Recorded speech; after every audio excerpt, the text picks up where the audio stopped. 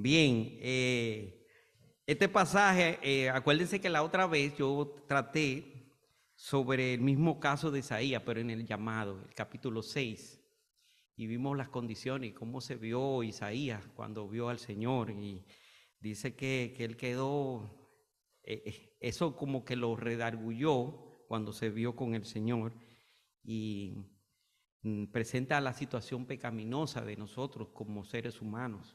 Es un problema serio que el Señor tuvo que tomar medidas bastante drásticas, bastante fuertes para solucionar el problema. Es un problema que, vaya, se había podido evitar con solamente tomar una decisión, poner al Señor primero, pero el pecado entró y ahora nosotros estamos pagando eso y la humanidad se está yendo a pique.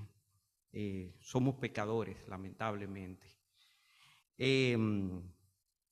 Si leemos en el 18 del mismo capítulo 1, vamos a ver algo interesante. Hay un contraste.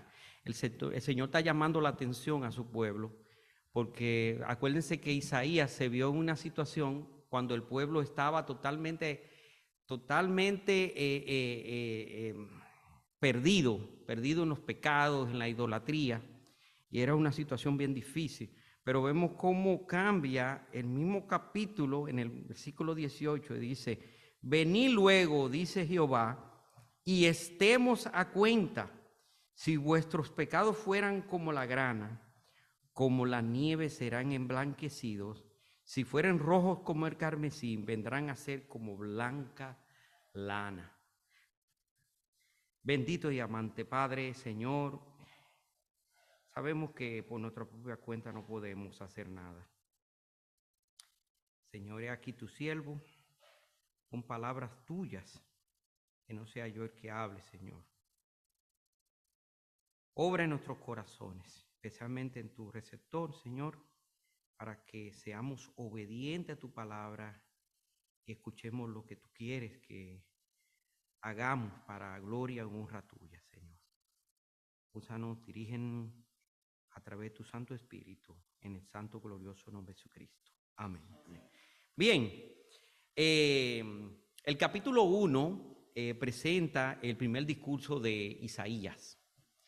Entonces diga, bueno, por eso era que estábamos hablando anteriormente, que muchos tenían la disyuntiva, decían, no, en el capítulo 6, el Señor le está llamando para una función especial, pero otros piensan que sí, que se pasó para el capítulo 6, pero en realidad ya el Señor, cuando pasó el capítulo 6 ya había pasado, cuando Él en el capítulo 1 está hablando.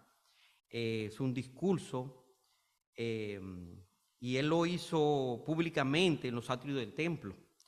El método que se usaban los antiguos profetas era muy diferente al que nosotros utilizamos hoy en día. Nosotros ahora venimos y nos metemos en una biblioteca. Yo me veo el hermano Luis con muchísimos libros y lee aquí, lee allá, saca conclusiones, lee el versículo y saca comentarios, saca concordancia, y viene y va en historia y hasta en el griego, y ya usted sabe. Y eso es un va y viene. En los casos de los profetas no pasaba así. El profeta recibía una revelación, Dios lo hacía hablar y le decía, ve y diré esto. Y el hombre iba en los sitios públicos y era casi como quien dice, casi un escándalo, porque llevaba imperativamente el mensaje, lo llevaba para que lo escuchara el pueblo. En aquellos tiempos no había micrófono, en aquellos tiempos había que tener buena garganta. Y los profetas iban a esos sitios públicos y se paraban y decían lo que el Espíritu Santo les decía que dijeran. Entonces después el Señor le ponía ese entendimiento para escribirlo y lo dejaban por escrito. Vemos un caso en el libro de los Reyes, como algunos profetas, Jeremías escribe y el rey quema el rollo y el Señor le dice, va, escríbelo de nuevo y esta vez pónmele más ahora. Y ponía exactamente lo mismo. Mire qué cosa. No era un problema, no era una situación de memoria, era una situación de instrumento usado por el Espíritu Santo. El Espíritu Santo en el Antiguo Testamento venía y se iba, venía y se iba. Muchos profetas lo tuvieron hasta un cierto tiempo, pero ustedes se acuerdan que eso le costaba, le podía costar la vida. A Jeremías le costó y vaya que sufrió mucho. Y usted se lee los profetas, Jeremías, Isaías, eran hombres que tenían temor de Dios, eran hombres de Dios y arriesgaron sus vidas porque Dios les decía, hazlo, tienes que hacerlo. En algunos casos, como le pasó a Jeremías, yo soy niño, yo... Imagínense, un niño llevando una profecía fuerte a un pueblo totalmente pagano, casi mente, porque se podía decir que lamentablemente el pueblo de Israel se había perdido en sus cosas. Dice que en esos tiempos el profeta tuvo que enfrentar esa situación, y era una situación bien difícil, que era debido a muerte y también le podía costar la vida también al profeta. Pero vamos a ver que en este pasaje vamos a ver 4 males que presenta el profeta Isaías. Vamos a ver 4 males y una solución. Y como siempre, el Señor siempre tiene las soluciones para las cosas. Así que es aplicable para ese tiempo, pero también es aplicable para este tiempo y para la iglesia. Por la mera razón de que estamos en tiempos difíciles. Tenemos que estar percibidos y no caer en el mismo error que cayó el pueblo de Israel en eso. Vamos a ver, el primer punto es el pecado de la rebelión. Dice en el pasaje, en el versículo 2, dice, oí cielos y escucha tú, tierra, porque habla Jehová, crié hijos y lo engrandecí, ellos se rebelaron contra mí. Crié hijos y lo engrandecí, ellos se rebelaron contra mí. Después de haberlos colmado de bendiciones. Si vemos desde la antigüedad cómo el pueblo de Israel fue cuidado por el Señor, nosotros nos ponemos a pensar, wow, ¿y cómo va a ser que le van a faltar así? Porque el Señor los sacó de Egipto. El Señor los sacó de Egipto y los sacó con manos fuertes. Y ellos vieron las manos fuertes y el Señor los protegió en todas ocasiones. E inclusive cuando Él se tiró las plagas, a mí me llama mucho la atención una plaga, que usted sabe que los egipcios, si usted se va en la historia, ellos tenían un Dios que ellos le tenían temor, que era la oscuridad. Y dice que le dio, una de las plagas era una oscuridad tan grande que ni las narices se la podían ver. No sabían, hermanos, no sabían ni siquiera, no se levantaron de la cama. Mas sin embargo, Israel, el pueblo de Israel, allá en donde ellos estaban, en Gosén, no había oscuridad. Las plagas no llegaban a Gosén. Las plagas de piojo, las plagas de rana. Me imagino dirán ellos, wow, bro, y este poder, ¿de dónde vendrá? Bueno, pero dice en Éxodo 3, 7 al 8, dice, dijo luego Jehová, bien he visto la aflicción de mi pueblo que está en Egipto, y he oído su clamor a causa de sus actores, pues he conocido sus angustias y he descendido para librarlos de manos de los egipcios y sacarlos de aquella tierra a una tierra buena, ancha, a tierra que fluye leche y miel, a los lugares del cananeo, del eteo, del amorreo, del fereceo, del eteo y de jebuseo. Y en una de esas de Gergeseo, y sabrás cuántos seos habían ahí. Pero el asunto era que Dios los sacó de ahí. Eso está nada más y nada menos que en Éxodo 3, 7 y 8. Dice que también los hizo cruzar el Mar Rojo, separando las aguas. Eso está en esos 14, 21 y 29. La otra parte, le di agua en la peña y maná del cielo. Éxodo 16, 17, Éxodo 16 y Éxodo 16, capítulo 17. Vemos esas cosas. Eso en el desierto. Usted sabe lo que una cantidad enorme de personas en un desierto.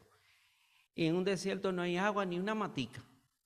Se aparece vamos a decir, un oasis, que eso ya usted sabe. Vamos a decir que hayan 1000 personas. El oasis no da abasto para Santa Boca. Yo creo que se lo secan, se lo beben, se beben el chorrito de agua ese. Pero el Señor le dio agua y le sacó de una peña. Y mire qué curiosidad. En esa peña el Señor sí le dijo a Moisés, dale un golpe. En la otra peña que él metió la pata, no le dijo dale, háblale, nada más. Le dio 2 vejigazos. El pique que tenía el pobre Moisés no era chiquito, porque el pueblo no era fácil. ¿Tú sabes lo que un pueblo mirando las grandes maravillas de Dios y irse a ese punto de transgredirle, de rebelión? Mire, la palabra rebelión es una palabra un poquito fuerte. Dice, les entregué una tierra como posesión permanente, a pesar de estar habitada por gigantes, con ciudades amuralladas, yo se la entregué en sus manos. Eso está en Josué 1, 2, 2, 5 y sigue para abajo, ya usted sabe. Dice, sin embargo, ellos se rebelaron contra mí. Rebelión significa sublevación consciente y obstinada, indocibilidad tenaz, oposición resistente a algo. Y usted sabe que una rebelión puede ser que la gente se levanta en contra de un gobierno que no quiere que quiten eso. Eso ha pasado en nuestros países, ha pasado mucho. Pero una rebelión contra Dios. La rebelión es algo muy fuerte, muy feo. Dice, mire, vamos a ver unos cuantos casos. Un caso de Absalón, el hijo de David, en 2 de Samuel 15. Mire lo que hace un hijo a su padre. Mire cuál era la posición que tenía Absalón. Príncipe por ser rey, hijo de rey. Favorecido desde su infancia. Y entonces después viene y se declara totalmente en contra, le declara una guerra a muerte a su mismo padre. Tanto así que David tuvo que salir corriendo, porque si se quedaba en el lugar que estaba, lo mandaban a matarlo. En verdad, lo estaba buscando para matarlo. Digo, wow. Y uno dirá, bueno, Absalón tenía el motivo de que uno de los hermanos había violado su hermana y la había mancillado y el tipo no fue castigado. Pero, Señor, ¿cómo tú vas a tomar eso en contra de tu padre si tú no hiciste lo que debías de hacer? Tú hiciste tu plan, mataste a tu hermano y después te desgaritaste. Entonces después dice, bueno, es malo porque estoy desterrado. El asunto es el siguiente, la forma como se revela. Dice, muchas veces el cristiano peca por medio de la rebelión. Mire eso. Dios le perdona los pecados, sana su dolencia, suple sus necesidades y después ¿qué pasa? Pero se niega a hacer su voluntad. Mis hermanos, puede caer eso en una transgresión fuerte y Dios como Padre va a castigar. Después no se pueden quejar. ¿Cómo va a ser que si el Señor tiene, como dice Primera de Juan, que abogado tenemos para con el Padre si pecamos? Si pecamos, abogado tenemos para con el Padre. ¿A quién? A Jesucristo. O sea, el Señor ha dado la solución al problema. El problema somos nosotros. Pero caer en rebelión es algo bien fuerte. Pero hay un segundo punto, el pecado de la insensatez. Israel no entiende, mi pueblo no tiene conocimiento. En versículo 3. El buey conoce a su dueño y el asno el pesebre y de su señor. Israel no entiende, mi pueblo no tiene conocimiento. Mira lo importante de conocer a Dios. Si nosotros conocemos a Dios, sabemos de que Él tiene misericordia de nosotros. Él siempre tiene la solución. Es increíble, pero cierto. Nosotros le fallamos aquí, metemos la pata allá, pero el Señor está... Ven al camino, ven al camino. Mire cómo dice, Israel había perdido el elemento indispensable que sabía la persona, el temor a Jehová. Por eso dice el Salmo 11:10, el principio de la sabiduría es el temor a Jehová. Mire, sabiduría. Cuando conocemos al Señor, conocemos y no le fallamos. Cuando el Señor Jesucristo terminó el sermón del monte, dijo, cualquiera que me oye estas palabras y no las hace, le compararé a un hombre insensato. Y está en Mateo 7:26. El hombre insensato que hizo su casa sobre la arena y no la hizo dice, la palabra de Dios. Entonces entra el conocimiento. Israel era una nación que había tenido patriarcas, jueces, profetas, reyes, que le enseñaban la palabra de Dios. Déjame decirle algo interesante. Dice que a pesar de que ellos que le habían enseñado la palabra de Dios, no quisieron entender ni alcanzar conocimiento. O sea, no me interesa lo de Dios. Hoy en día pasa en el inconverso es muy normal, pero es triste decirlo cuando un creyente no quiere saber de la palabra de Dios. ¿Dónde está tu Biblia? Tú la leíste esta semana, tú estabas leyendo la palabra de Dios hoy. Me pregunto, ¿qué versículo te tocó hoy en este día, o por lo menos en esta semana? Y la persona se queda, no sé. Tienes que leer más la palabra, leerla y saborearla, aplicártela. Eso es algo la sabiduría solamente viene de Dios. Muchas veces queremos saber mucha de ciencia, pero toda la sabiduría está en el Señor. Dios fue que creó la ciencia. Dios creó todo lo que está aquí. Aquí que vengan científicos a decirme que de la nada sacó algo. No, usted no puede sacar nada. Usted descubrió lo que ya está hecho.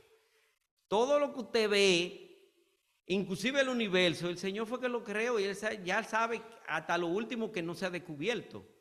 Es más, los científicos no han descubierto ni siquiera muchas cosas de aquí.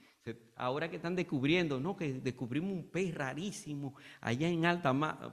Señor, ese pez está ahí, se ha cansado de viejo que nadie lo ve ahí abajo. Es importante.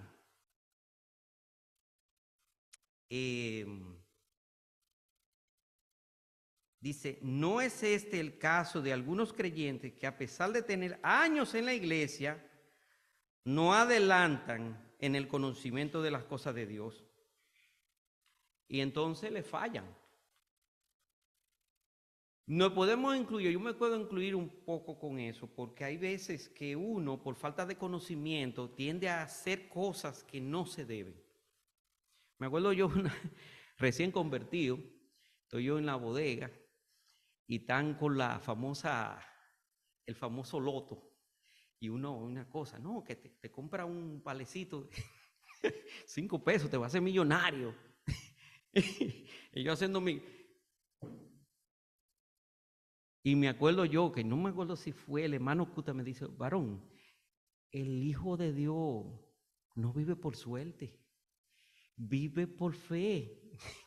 Así que usted no tiene que estar jugando. ¿Qué es eso? Usted está jugando de que voy a ser millonario. Y mire, déjeme decirle una cosa. Yo tenía un fucú, como dicen nosotros, buenos dominicanos, que no me ganaba, mire, ni el aire. Era más el peso que se iba que el que venía. Así que no es cuestión de suerte. Y mire que el jefe mío del Boro, él tenía la misma maña de ponerme famoso loto, me ponía, de que el regalo de Nochebuena, de fin de año, era un papelito de eso. Digo, no, hombre, se lo dejo y se lo engancho a otro que está ahí. Yo no vivo por suerte, se lo dije así mismo. Mire, ¿sabe una cosa? El cristiano no vive por suerte, vive por fe. Pero, ¿por qué es esto? ¿Por qué suceden esas cosas? Cosas así, sencillas. Hacer negocios con conversos, preparar ciertas trampas para ganarse unos dólares, irse por la izquierda, decir mentiritas, aunque sean sanas, para diversión. No, es un problema de que cuando aprendemos la palabra tenemos que ponerla en función. Falta de conocimiento, entonces le faltamos al Señor. Tal vez intencionalmente, tal vez no lo es intencionalmente, pero le faltamos al Señor. Por eso es que es bueno que escudriñemos la palabra y veamos qué es lo que al Señor le agrada y qué es lo que no. Si yo quiero conocer al hermano Luis, yo tengo que estar ahí al lado de él y decirle, oye, pero ¿qué te gusta? Porque yo vengo y le traigo, vamos así, le voy a traer un dulce de guayaba y el varón, a mí no me gusta el dulce de guayaba, yo lo aborrezco el dulce de guayaba. ¿Qué problema ese? Porque me falta, digo, yo tengo que conocer a mi Señor, yo tengo que conocer para poder tener una relación con una persona. Entonces eso mismo sucede. Pero hay otro problema más grave, el pecado de la apostasía. La apostasía, esto es grave. Me acuerda mucho el caso de Judas Iscariote, porque Judas Iscariote estaba con el Señor, hacía las cosas que le mandaba a los discípulos, él hacía todo, nadie los podía señalar, era bien tierno. Mire cómo dice el versículo, dejaron a Dios y se volvieron atrás. ¿Sabe lo que es volverse atrás? Yo voy adelante, puesto los ojos en Jesús y de repente cambio de parecer y me voy, me volteo, le doy la espalda y me voy al revés. El pueblo de Israel había pasado eso. Habían comenzado bien y terminaron mal. Y estaban en una oscuridad y se habían ido por el lado equivocado. Dice, apostasía significa literalmente colocarse fuera de. Y eso me acuerda la iglesia, que el Señor está tocando porque el Señor no está dentro, porque está afuera.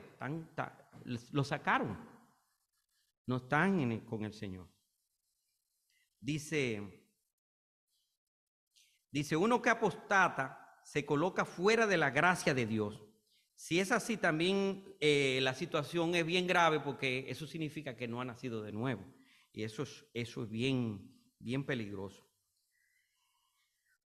Dice, a Israel había tenido a Dios, ahora lo estaba perdiendo. Había caminado hacia adelante, ahora hacia atrás. Había estado arriba y ahora estaba abajo. Y todo esto era apostasía. Ahora vemos el remedio. Lo vamos a tratar de hacer rapidito, porque ya se me está yendo el tiempo. Dice, el remedio. Dice, desde el versículo 2 al 17, Dios está tirándole, está reclamándole a través del profeta al pueblo. Y le está tirando fuertemente su falta y todas las cosas, le está reclamando. Entonces dice que después de eso viene el 18 y cambia total y absolutamente el semblante y el sentido. Mire la misericordia. Dice, vení luego, dice Jehová, y estemos a cuenta. Si vuestros pecados fueran como la grana, como la nieve serán emblanquecidos. Si fueran rojos como el carmesí, vendrán a ser como blanca lana. Ese 18 es refrescante. Es como el vaso de agua fría cuando usted tiene un calorazo y se está quemando. Es la solución de mi problema de sed, pero en mi alma, porque ya es una sed del alma. Porque en ese 18 ve uno la misericordia de Dios en acción. el Señor le da la solución. Ven, cambia eso, ven a los caminos. Dice, algo parecido pasó en el capítulo 11 de Mateo, cuando condenó a las ciudades de Corazín. El Señor Jesucristo le tira. Dice, ay de ti Corazín, ay de ti Betsaida, Capernaum, eres levantada hasta el cielo, hasta el infierno serás abatida. Mire, está fuerte eso. Pero después dice, más luego, después de la palabra fuerte, dice que después vienen esas palabras cálidas y de misericordia, lleno de misericordia. El Señor se conmueve y dice, venid todos los que estáis trabajados y cargados y yo os haré descansar. En el mismo Mateo 11, 28, en el 28 dice eso. Dice en el capítulo 23 de Mateo, se registra las severas acusaciones que Cristo hizo a las escribas y los fariseos, y lo hace públicamente. Y después viene y se conmueve, dice, Jerusalén, Jerusalén, que matas a los profetas, se apedrea a los que son enviados. ¿Cuántas veces quise juntar a tus hijos como las gallinas juntan sus polluelos debajo de las alas y no quisiste? En el versículo 37, ese del capítulo 23 de Mateo. La lección es que en este capítulo, la condición caída, no importa la posición que estés, puede estar tirado. Dice que Dios le solta que vuelva a Dios. Vuelve a mí. Dice que se arrepienta. Romanos 6:22 dice, mas ahora que habéis sido libertados del pecado y hechos siervos de Dios, tenéis por vuestro fruto la santificación. 6:22 y 23, sí. Santificación, y como fin la vida eterna, porque la paga del pecado es muerte, mas la dádiva de Dios es vida eterna en Cristo Jesús, Señor nuestro. Gloria al Señor. Hechos 3:19 dice, así que arrepentíos, convertíos. Hechos 3:19, sí. Así que arrepentíos y convertíos para que sean borrados vuestros pecados, para que venga de la presencia del Señor tiempos de refrigerio. Oye, hablando del vaso de agua fría, Dios siempre tiene los brazos abiertos. Jacob fue un suplantador hasta que tuvo un encuentro con Dios. Desde el momento que luchó con el ángel, su vida cambió. De suplantador, o sea, Jacob, vino a ser Israel el que prevalece con Dios. Génesis 32:27. David tuvo una grande caída, pero cuando se volvió a Dios, le perdonó. Segunda de Samuel 12:13. Sansón perdió su fuerza a causa del pecado, pero cuando clamó a Dios, se la restauró. Jueces 16:28. Pedro negó al Señor pronunciando blasfemias, pero cuando lloró arrepentido, Cristo lo perdonó. Y vemos eso en Marcos 14:66 hasta el 72. El hijo pródigo malgastó las partes de lo que le dio su padre, de la herencia, la parte que le correspondía, y lo vivió perdidamente. Pero cuando tuvo hambre y frío, decidió regresar a la casa de su padre y el padre lo recibió. Pero ¿qué pasó? Vino arrepentido. Si usted ve Lucas 15, 17 y 19, menciona que él dijo, no, yo voy a volverme en la casa de mi padre, hay muchísimo más. ¿Qué pasó? Porque es una locura. Cuando le faltamos al Señor, cuando estamos en pecado, es una locura que estamos. Por eso que la iglesia tiene que estar orando los unos por los otros y orando también por los que están fuera, los familiares, los hijos. Mira, ahí estaba con la hermana María Rosa y siempre pide por su hijo, un muchacho joven, de bien parecer, un tipo se ve bien y todo, pero anda perdido en el pecado y no quiere saber del evangelio. Está loco, está loco, porque si él supiera si él viera la realidad de que es para el infierno que va, mire, despierta, espérate, y es ahí que yo voy. No, espérate, así no, así no. Yo también dije esa misma exclamación cuando mi primo me dijo, mira, tú crees que tú vas para el cielo siendo de que bueno, pues si tú no tienes a Cristo, tú vas para el infierno. Y eso cae fuerte, pero la solución está ahí, es Cristo. Cristo es la solución. Y dice que si usted se lee en Lucas 15, cuando él dice que se repiten dos frases, dos frases, que es cuando el Padre lo menciona el mismo Padre, lo menciona dos veces. Dice el 24 del 15, dice, porque mi hijo muerto era y ha revivido. Se había perdido y es hallado. Y comenzaron a regocijarse. Ese es el 24, dice. ¿Cuál es lo que era? Estaba muerto y había revivido. Y se había perdido y ahora es hallado. Cuando el Señor nos busca, mire, y mire cómo lo repite aquí en el 32. Dice, mas era necesario hacer fiesta y regocijarnos. Por eso que el Señor hace fiesta en los cielos. Porque tu hermano era muerto y ha revivido. Se había perdido y es hallado. Lo repitió dos veces. Y mire, déjeme decirle una cosa. Cuando en la Biblia menciona dos veces una cosa, no la repite por casualidad.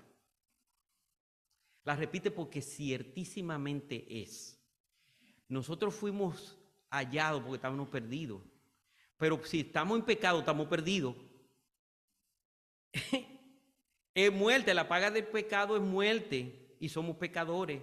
Entonces, arrepentidos, convertidos, ¿para qué? Para que vengan tiempos de refrigerio. El Señor nos perdona. El Señor quiere perdonarlo a usted que está visitándonos hoy. El Señor quiere perdonarme a mí, que yo estoy pensando en lo que no debo de pensar. El apóstol Pablo dice, tantas veces me tiro de rodillas, tengo que pedir perdón por algo. Y estamos hablando del apóstol Pablo, un hombre de Dios. Por eso debemos de aprovechar esa coyuntura que nosotros tenemos. Agarremos esa salvación, agarremos ese Salvador y pidámoslo perdón y Señor, para adelante y para adelante. Y la iglesia orando el uno por el otro, porque yo no tengo la misma debilidad que tiene tal vez mi hermana Argentina. Mi hermana Argentina tiene una debilidad que yo no es mi debilidad, pero la debilidad mía no es la de Argentina. ¿Cómo va a ser que te va a caer en eso? No. Somos diferentes todos y podemos caer en transgresión. Dice que el que quiere estar firme, mire que no caiga. Dice en Job, maldijo el día de su nacimiento, pero cuando Dios le apareció, exclamó, de oída te había oído, mas ahora mis ojos te ven. Y dice que se aborrecía porque le había hecho tantas preguntas y tantas necesidades al Señor. Y era un hombre que estaba sufriendo también. Pero el Señor estaba ahí. Ese salmo que estamos ahorita leyendo. El Señor está siempre a nuestro lado. Él nos ama y quiere que estemos bien con Él. ¿Para qué? Para que podamos seguir la senda estrecha y alcanzando almas que también están perdidos, que estaban muertos y necesitan revivir, que estaban perdidos, que son encontrados. Tenemos que encontrarlos. Oremos para que el Señor añada lo que han de ser salvos y nos dé la satisfacción de que se lleve su iglesia pronto. Se acaben todas estas dolencias, hay muchas dolencias. Este es el único sitio donde el hermano Moisés da buenas noticias. En la televisión no te van a dar buenas noticias. No hay buenas noticias en este mundo. La única buena noticia es que tenemos a Cristo y tenemos vida eterna en Cristo Jesús, Señor nuestro. Así que aproveche esa oportunidad al que no la tiene y el que ande medio, ore y pídale perdón al Señor, que para adelante que vamos. Y démosle la gloria y la alabanza y la exaltación al Señor. Bien, vamos.